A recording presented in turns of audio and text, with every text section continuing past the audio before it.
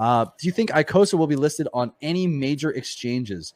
This will help with buy pressure. What are your thoughts on a lot of what he said there? There's a few different points you could hit on. Yeah, probably not. And I don't think that's a goal of Alex's, or even for me, it's even a goal. I think after spending so much time in Hex, I would rather not be on an exchange, personally. And there's not going to be any token supply distributed specifically to any centralized exchanges that want to list it.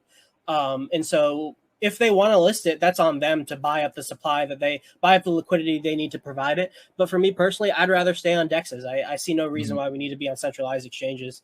I mean, like Lion of God is right. Like being on a centralized exchange or like a Coinbase or like a Gemini or something will help buy pressure because well, one, you get the initial pump of the listing, and then also just the friction between onboarding money and purchasing the coin decreases because you can do it on the exchange before you offload it into your wallet. Yep. But I think long term, I don't think it's significant actually at all. I don't view centralized entities as a factor for the long term success of the system, and I'd rather do it without them. To be completely honest.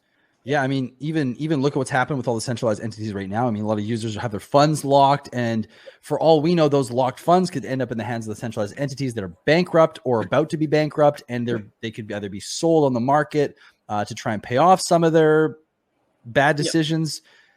I mean, and with everything we've seen too, it's just proof like why blockchain was not invented to be utilizing centralized entities. It's decentralized in nature. And while centralization can be utilized in some ways to help a decentralized system, I don't think that form of centralization is beneficial.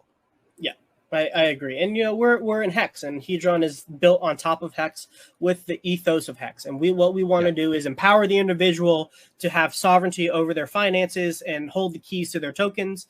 And having these coins on a centralized exchange is kind of the antithesis to that. Exactly.